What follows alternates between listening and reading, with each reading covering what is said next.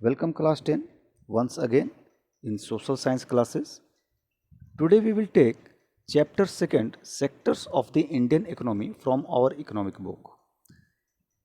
इस चैप्टर में हम अर्थव्यवस्था के बारे में सही ढंग से समझने की कोशिश करेंगे और अर्थव्यवस्था यानी कि इकोनॉमी को समझने के लिए सबसे अच्छा उपाय यही है कि हम इसके कंपोनेंट्स या सेक्टर्स को अलग अलग क्लासिफाई करके समझने की कोशिश करें, क्योंकि इन सेक्टर्स को जब हम अलग अलग ढंग से बांटते हैं तो हमारे सामने 3 मुख्य सेक्टर्स आते हैं, जिसको हम प्राइमरी, सेकेंडरी और टर्सरी सेक्टर के नाम से जानते हैं।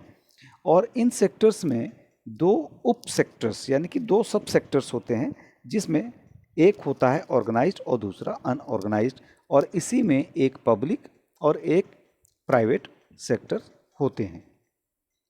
जब हम इन सब चीज़ों को ध्यान में रखते हैं तो पाते हैं कि हमारे पास कई सारे ऐसे लोग हैं जो अलग अलग इकोनॉमिक एक्टिविटीज़ में शामिल हैं, और ये लोग हमारे आसपास बहुत तरह के काम करते हैं।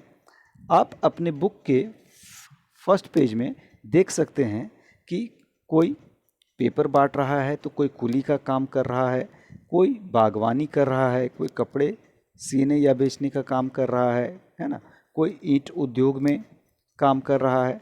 इस तरह के कई सारे चीज़ें हैं जो हम देखने की कोशिश करते हैं और इसको समझने का प्रयास करते हैं।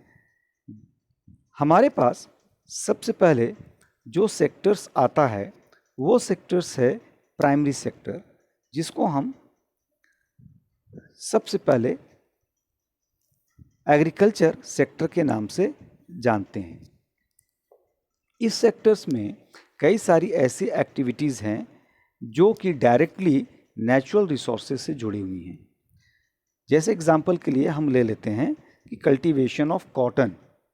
It takes place within a crop season. For the growth of the cotton plant we depend mainly but not entirely on natural factors like rainfall, sunshine and climate. The product of this activity, cotton, is a natural product. Similarly, in the case of an activity like dairy, we are dependent on the biological process of the animals and availability of fodder etc. तो हम यहाँ पे देखते हैं कि प्राथमिक क्षेत्र जो है यानी कि प्राइमरी सेक्टर्स, इसमें कृषि से संबंधित कार्य को हम लेते हैं, और यहाँ पे ज़्यादातर प्राकृतिक संसाधनों का उपयोग किया जाता है, डायरेक्टली सीधे तौर पर या फिर छिपे तौर पर, यानी कि जिसको हम प्रत्यक्ष उपयोग कह सकते हैं। जैसे कपास की खेती, हम सब जानते हैं कि यह एक मौसमी फसल है और कपास के पौधों का बढ़ना सबसे पहले डिपेंड करता है उसके नेचुरल फैक्टर्स पे, जैसे रेन हो गया, सूरज का प्रकाश हो गया और जलवायु। तो एक प्राकृतिक उत्पाद के रूप में कपास को हम देखते हैं। डेयरी उत्पादन के बारे में बात करें तब भी वहाँ पर हमारी जो जैविक प्रक्रिया एवं चारा आदि की उपलब्धता है उसी पर पशुओं की निर्भरता होती है, और इसका उत्पाद जो है दूध भी एक प्राकृतिक उत्पाद है। इसी प्रकार खनिज और अयस्क भी प्राकृतिक उत्पाद है, यानी कि the product such as minerals and ores are also natural products. When we produce a good by exploiting natural resources, it is an activity of the primary sector. यानी कि जब हम बात करते हैं इन सारे चीज़ों के बारे में तो हमें ये समझना होगा कि इन सब चीज़ों यानी कि कृषि को, माइनिंग को हम प्राइमरी सेक्टर या प्रथम क्षेत्र के रूप में जानते हैं। यानी कि हम कह सकते हैं सीधे शब्दों में कि जिन चीज़ों को हम प्रकृति से डायरेक्ट लेते हैं सीधे तौर पर, उसको हम प्रथम क्षेत्र यानी कि फर्स्ट प्राइमरी सेक्टर मान सकते हैं। अब सवाल आप कर सकते हैं कि वाई प्राइमरी, हम प्राइमरी ही क्यों कहते हैं? This is because it forms the base for all other products that we subsequently make. यानी कि जितनी भी चीज़ें हम बनाते हैं उन सब का बेस हमारा कृषि और माइनिंग सेक्टर्स ही है। अगर ये सब ना हो तो हम बाकी के प्रोडक्ट्स नहीं बना सकते। Since most of the natural products we get are from agriculture, dairy, fishing, forestry, this sector is also called agriculture and related sector. तो हम यहाँ पे इस चीज़ को समझते हैं कि जितने भी चीज़ें हम बनाते हैं वह निर्भर करती हैं प्राकृतिक उत्पाद जैसे कृषि, डेयरी, मत्स्य या फिर जंगल। तो इन चीज़ों से हम जो भी चीज़ लेते हैं उससे हम और भी बाकी चीज़ बनाते हैं। इसीलिए इस क्षेत्रक यानी कि सेक्टर को हम कृषि या सहायक क्षेत्रक भी कह सकते हैं। सेकंड है secondary sector covers activities in which natural products are changed into other forms through ways of manufacturing that we associate with industry activity. यहाँ पे हम देखते हैं कि सेकेंडरी सेक्टर में जितनी भी एक्टिविटीज़ हैं उसके अंदर जो नेचुरल प्रोडक्ट्स आते हैं उसको बनाने का जो हमारे पास टेक्निक है, मैन्युफैक्चरिंग जो हम लोग करते हैं, वो अलग अलग तरीके से इन्वॉल्व होता है। It is the next step after primary, और ये ठीक प्राइमरी के बाद का स्टेप होता है। The product is not produced by nature but also to be made and therefore some process of manufacturing is essential. This could be in factory, a workshop or at home. हम जो चीज़ primary sector से लेते हैं उसको बाकी की चीज़ों में कन्वर्ट करने के लिए हमें फैक्ट्री की ज़रूरत पड़ती है, मैन्युफैक्चरिंग यूनिट्स की ज़रूरत पड़ती है। इन फैक्ट्रीज़ और मैन्युफैक्चरिंग यूनिट्स को हम सेकेंडरी सेक्टर कहते हैं, जहाँ पे कच्चे माल को तैयार माल में बदला जाता है। ये चाहे फैक्ट्री में हो, चाहे वर्कशॉप में हो या घर पे हो। उदाहरण के लिए फॉर एग्जांपल हम लोग लेते हैं कॉटन फाइबर प्लांट से, उसके बाद इसको धागे में बदलने के लिए हम लोग को क्या करना पड़ता है, spin yarn and weave cloth, धागे तैयार करने पड़ते हैं और धागों से फिर कपड़ा बनता है। Using sugar cane as a raw material we make sugar or gur. Sugar cane भी हम नेचुरल प्रोडक्ट के रूप में देखते हैं कि हम खेतों में शुगर केन यानी कि गन्ना उगाते हैं, उस गन्ने से हम रस निकालकर उसको चीनी या गुड़ में बदलते हैं, और इन चीज़ों के लिए, इस काम के लिए हमें मैन्युफैक्चरिंग यूनिट्स की ज़रूरत पड़ती है। उसी तरह से we convert earth into bricks and use bricks to make houses and buildings. हमें घर बनाने के लिए ईंटों की ज़रूरत होती है और ईंट बनाने के लिए हमें मिट्टी की ज़रूरत पड़ती है। तो सबसे पहले हम मिट्टी को लेते हैं यानी कि प्राइमरी सेक्टर, उसके बाद वहाँ से मिट्टी को लेकर हम ईंट बदलते हैं और फिर ईंट से हम भवन निर्माण करते हैं। Since this sector gradually became associated with the different kinds of industries that came up, it is also called as industrial sector. तो क्योंकि हम कच्चे माल को तैयार माल में बदलने का जो प्रोसेस अपनाते हैं, उस प्रोसेस के लिए हमको इंडस्ट्रीज़ का सहारा लेना पड़ता है, मैन्युफैक्चरिंग यूनिट्स का सहारा लेना पड़ता है। इसी वजह से हम सेकेंडरी सेक्टर को इंडस्ट्रियल सेक्टर भी कहते हैं। अब बात करते हैं तीसरे सेक्टर, टर्सरी सेक्टर की, जो कि प्राइमरी सेक्टर और सेकेंडरी सेक्टर के बाद आता है। अब यहाँ पे एक सवाल होता है कि हम टर्सरी सेक्टर को किस रूप में देखते हैं और यहाँ पर क्या होगा, क्योंकि हमने प्राइमरी सेक्टर में देखा कि वहाँ पर हम सामान उगाते हैं, है ना, खेतों में या फिर ज़मीन से मिनरल्स ओर्स वगैरह लेते हैं, और सेकेंडरी सेक्टर यानी कि फैक्ट्री में हमने उसको प्रोडक्ट्स के रूप में रेडी किया है। लेकिन जब ये सामान तो हमारा बन गया तो फिर तीसरे सेक्टर की ज़रूरत क्यों पड़ती है या तीसरे सेक्टर का इम्पोर्टेंस क्या है।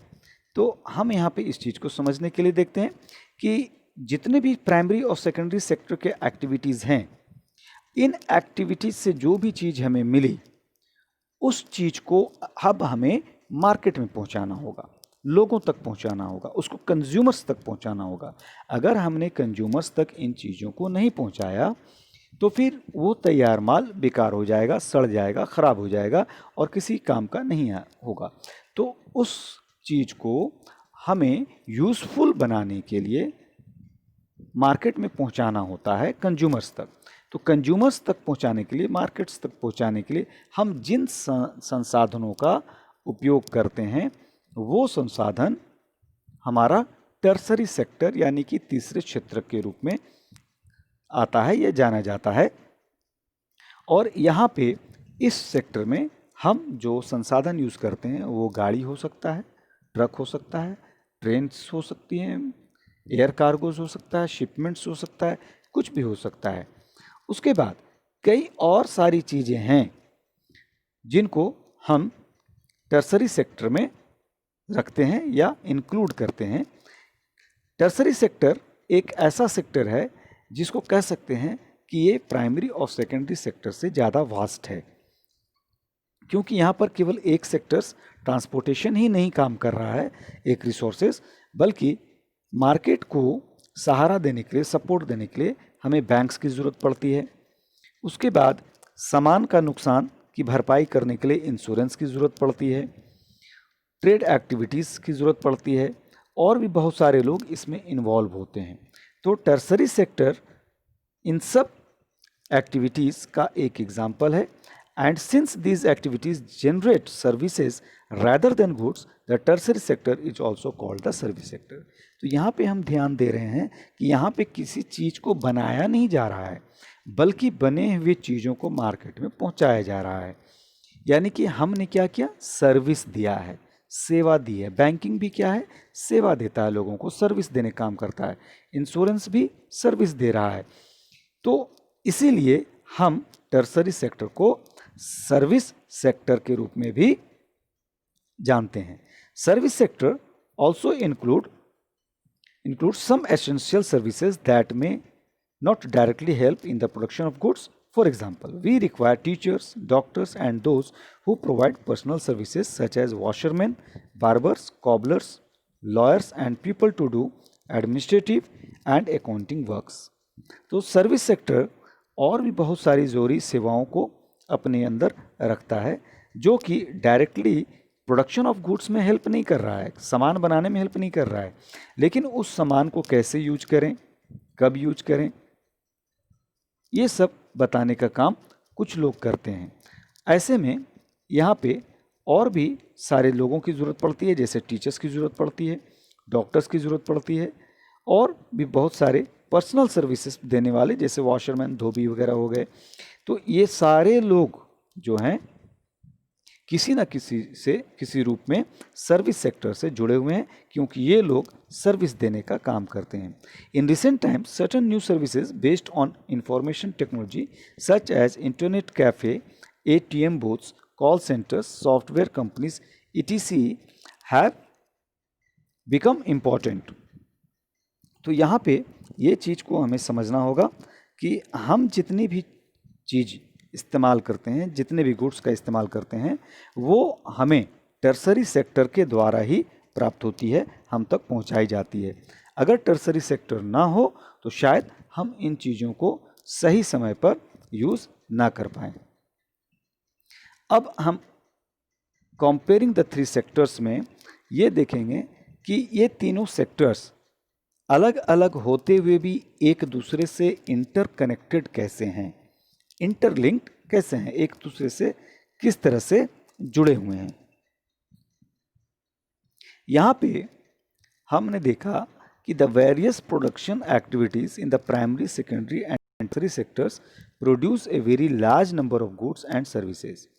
Also the three sectors have a large number of people working in them to produce these goods and services.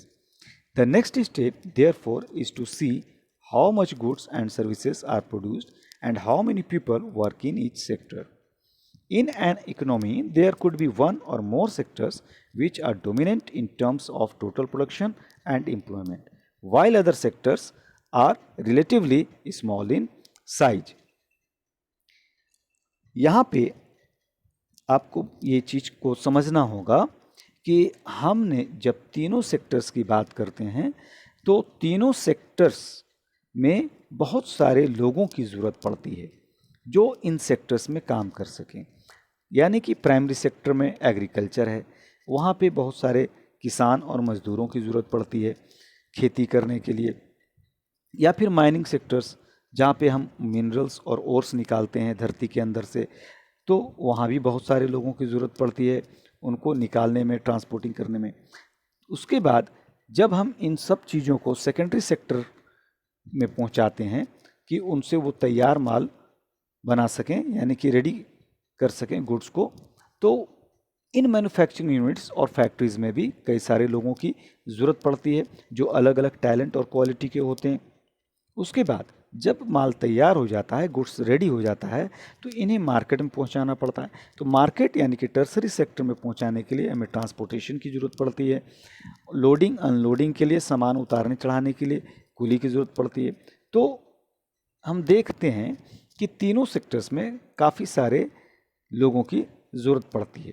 उसके बाद अगले सेक्टर्स की तरफ जब हम देखते हैं तो ये पाते हैं कि इकोनॉमी में कई सारे सेक्टर्स की ज़रूरत पड़ती है। हो सकता है ये हमने 3 सेक्टर्स देखें, लेकिन इसके अलावा भी कई सारे सेक्टर्स आते हैं जो आप हायर क्लासेस में इसको पढ़ेंगे अलग से। तो यहाँ पे हमने देखा कि तीनों सेक्टर्स में टोटल प्रोडक्शन और एम्प्लॉयमेंट जो है वो बाकी क्षेत्रों से या तो छोटा है या फिर बहुत बड़ा है। तो हम ये समझने की कोशिश कर रहे हैं कि तीनों सेक्टर्स में डिफरेंसेस क्या है, या तीनों सेक्टर्स डिफरेंट होते हुए भी एक दूसरे से कैसे जुड़े हुए हैं। अब एक चीज़ जो यहाँ पे आ रही है कि how do we count the various goods and services and know the total production in each sector. अब हम जब कंपेयरिंग की बात कर रहे हैं तो ये भी समझना होगा कि कौन सा सेक्टर सबसे ज़्यादा प्रोडक्शन कर रहा है, कौन सा सेक्टर सबसे ज़्यादा सर्विसेज प्रोवाइड कर रहा है, किस सेक्टर्स में सबसे ज़्यादा लोगों की ज़रूरत पड़ रही है। तो with so many thousands of goods and services produced, you might think this is an impossible task. Not only would the task be enormous, you might also wonder how we can add up cars and computers and nails and furniture. तो यहाँ पे जब हम ध्यान से देखते हैं तो पाते हैं कि हजारों की संख्या में गुड्स तैयार होते हैं और सर्विसेज भी दी जाती हैं, यानी कि बैंक्स है, इंश्योरेंस है, जैसा आप लोग देखते हैं। तो इन सब को गिनना कितना भारी काम है। आपको लगता होगा ये एकदम बिल्कुल असंभव सा काम है, लेकिन ऐसा नहीं है। ये काम भारी है, बहुत बड़ा है, लेकिन इसको हम आराम से करते हैं और बहुत ही आसानी से हम कार्स की, कंप्यूटर्स की, कांटी की, फर्नीचर की, सब चीज़ की गिनती कर पाते हैं। लेकिन एक एक चीज़ को गिनना ये समझदारी की बात नहीं होती है, इससे हमारा समय जाता है। तो इसको इतनी आसानी से कैसे किया जाता है, कैसे पूरे देश भर में कितना प्रोडक्शन हुआ, कितना सर्विसेज दिया गया, कैसे हम समझ सकते हैं। तो इस प्रॉब्लम का सॉल्यूशन इकोनॉमिस्ट्स ने सजेस्ट किया कि that the values of goods and services should be used rather than adding up the actual numbers. यानी कि अर्थशास्त्रियों का सुझाव रहा है कि वस्तुओं और सेवाओं की वास्तविक संख्याओं का टोटल करने के स्थान पर उनके मूल्य का उपयोग किया जाना चाहिए, यानी कि उनका जो एक्चुअल प्राइस है वो। उदाहरण के लिए, if 10,000 kilograms of wheat is sold at rupees 8 per kg, the value of wheat will be rupees 80,000. The value of 5,000 coconuts at rupees 10 per coconut will be rupees 50,000. Similarly, the value of goods and services in the three sectors are calculated and then added up. बहुत आसान है। आसान कैसे है कि एक एक चीज़ को गिनने के बजाय हम ये पता करते हैं कि टोटल सामान कितना बिका और किस रेट में बिका। तो जब हमें ये पता चल जाता है कि 10,000 किलो गेहूँ 8 रुपये किलो के हिसाब से बेचा जाता है, तो गेहूँ का मूल्य ऑटोमेटिक 80,000 रुपीज़ होगा, यानी कि हमारा जो गुड्स प्रोड्यूस था वो इक्विवेलेंट था 80,000 रुपीज़ के बराबर। तो जब हम इसको डिवाइड करेंगे तो हमें किलो में निकल जाएगा कि गेहूँ कितना बिका। तो 10 रुपीज़ के हिसाब से अगर हम नारियल को लेते हैं तो 5,000 नारियल का जो प्राइस है वो 50,000 होगा। तो इसी प्रकार से तीनों सेक्टर्स के जितने भी गुड्स और सर्विसेज हैं उसके प्राइस का हम लोग कैलकुलेशन करते हैं और उसके बाद उसका जो टोटल एस्टिमेशन होता है वो ऐड कर देते हैं। ऐड करके हमें टोटल प्रोडक्शन के बारे में पता चल जाता है। बस ये हमें ध्यान रखना है कि एक सावधानी बरतने की ज़रूरत है कि उत्पादित और बेची गई प्रत्येक वस्तु या सेवा की गणना करने की ज़रूरत नहीं है। यानी कि not every good or service that is produced and sold needs to be counted. किसी की ज़रूरत नहीं है कि सबको हम गिनते ही रहें बैठ के। ऐसा करने से हम गिनते ही रहेंगे, कभी कैलकुलेशन नहीं हो पाएगा। It makes sense only to include the final goods and services. यानी कि हमने कितना सामान तैयार किया, कितना सामान रेडी हो गया है, उसको हम काउंट करते हैं। जैसे कि for instance a farmer who sells wheat to a flour mill for ₹8 per kg. The mill grinds the wheat and sells the flour to a biscuit company for ₹10 per kg. The biscuit company uses the flour and things such as sugar and oil to make 4 packets of biscuits. It sells biscuits in the market to the consumers for ₹60, यानी कि 15 rupees per packet. Biscuits are the final goods, that is goods that reach the consumers. यानी कि हमें आटा, तेल, चीनी, गेहूं की गिनती नहीं करनी है, हमें गिनती करनी है बिस्किट की, जो कि फाइनल गुड्स है। कितना बिस्किट बिका उसका जब हम रेट निकाल लेते हैं, कैलकुलेशन कर लेते हैं, तो हमें ऑटोमेटिक पता चल जाता है कि ऑयल कितना खर्च हुआ, गेहूं कितना खर्च हुआ, आटा कितना खर्च हुआ, चीनी कितनी लगी, ये सारा कुछ हम आसानी से निकाल सकते हैं। तो इसीलिए why are only final goods and services counted, ये क्वेश्चन आप पूछ सकते हैं कि केवल अंतिम वस्तुओं और सेवाओं की ही गणना क्यों की जाती है। तो ऊपर जो उदाहरण दिया गया है उसमें अंतिम वस्तु यानी कि फाइनल गुड्स के ठीक उल्टा गेहूं और आटा जैसी वस्तुएं मीडियम गुड्स है, उसको हम लोग मीडियम गुड्स या इंटरमीडिएट गुड्स बोलते हैं। तो intermediate goods are used up in producing final goods and services. The value of final goods already includes the value of all the intermediate goods that are used in making the final good. यानी कि अगर हमको गेहूं के आटे की बात, चीनी की बात या तेल की बात करने की ज़रूरत महसूस होती है तो हम बिस्कुट को देखते हैं। क्यों? क्योंकि बिस्किट जो है वो तभी बनेगा जब उसमें गेहूं का आटा मिलाया जाए, चीनी मिलाया जाए, तेल मिलाया जाए या और दूसरी चीज़ें मिलाई जाए। तो जब बिस्किट के बारे में हमें पता चल जाता है तो फिर हम आसानी से उसमें शामिल जितनी भी गुड्स हैं उनको हम निकालते हैं। तो इस चीज़ को और अच्छी से समझने के लिए ये चीज़ को देखिए कि जब हम अंतिम वस्तुओं के मूल्य में इंटरमीडिएट गुड्स का मूल्य को निकालते हैं तो जो कि पहले से शामिल होता है, तो बिस्किट का जो आखिरी फाइनल गुड है तो उसमें already includes the value of floor ₹10 kg के हिसाब से। ऊपर आप देखिएगा कि क्या लिखा हुआ है कि एक किसान जो है वो ₹8 के हिसाब से आटा मिल को गेहूं बेचा था और गेहूं उस मिल जो है उस गेहूं को पीसकर ₹10 किलो के हिसाब से बिस्किट कंपनी को बेचा। तो बिस्किट में जो आटा मिला उसका कीमत कितना है? ₹10 kg. Similarly, the value of all other intermediate goods would have been included. To count the value of the flour and wheat separately is therefore not correct because then we would be counting the value of the same things a number of times, first as wheat, then as flour and finally as biscuits. यानी कि biscuit में आटा का जो दाम है वो पहले ही शामिल है जो कि ₹10 kg था। इसी प्रकार जितनी भी इंटरमीडिएट वस्तुएं हैं यानी कि बिस्किट बनाने में जितनी भी चीज़ों का इस्तेमाल किया गया उसमें सारे चीज़ों का पैसा ऐड है।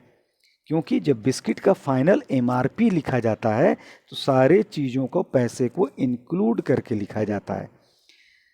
और इसीलिए गेहूं और आटे के जो प्राइसेस हैं उसको अलग अलग गिनना ठीक नहीं है, क्योंकि तब हम एक ही चीज़ के बारे में बार बार गिनती करेंगे, यानी कि आटा का कितना दाम लगा, गेहूं कितना लगा, ये सब हम करते ही रह जाएंगे। तो हम उससे बचने के लिए क्या करते हैं कि फाइनल गुड्स यानी कि बिस्किट को ही हम काउंट कर लेते हैं। उसका जो एमआरपी है, जो प्राइस है, उसी से हमें पता चल जाता है कि एक बिस्किट बनाने में कितने आटा का यूज़ हुआ, कितने चीनी का यूज़ हुआ, कितने ऑयल का यूज़ हुआ। उसी हिसाब से सारे चीज़ का कैलकुलेशन आराम से निकलता है, बहुत इजी वे में। तो हमारे जो इकोनॉमिस्ट हैं वो सारे फाइनल गुड्स की काउंटिंग इसी तरह से करते हैं। The value of final goods and services produced in each sector during a particular year provides the total production of the sector for that year, and the sum of production in the three sectors gives us what is called the gross domestic product (GDP) of a country. It is the value of all final goods and services produced within a country during a particular year. GDP shows how big the economy is. किसी भी विशेष वर्ष में, यानी कि किस साल, कोई particular year को जब हम लेते हैं तो उसमें ये पता करने के लिए कि फाइनल गुड्स कितना बना और कितना सर्विसेज दिया गया, तो उससे टोटल प्रोडक्शन का जानकारी हमको मिल जाता है कि उस सेक्टर में टोटल प्रोडक्शन उस साल कितना हुआ। और तीनों सेक्टर्स के प्रोडक्शन को जब हम जोड़ते हैं तो देश का, यानी कि एक नेशन का ग्रॉस डोमेस्टिक प्रोडक्ट यानी कि जीडीपी निकलता है, जिसको हम हिंदी में बोलते हैं सकल घरेलू उत्पाद।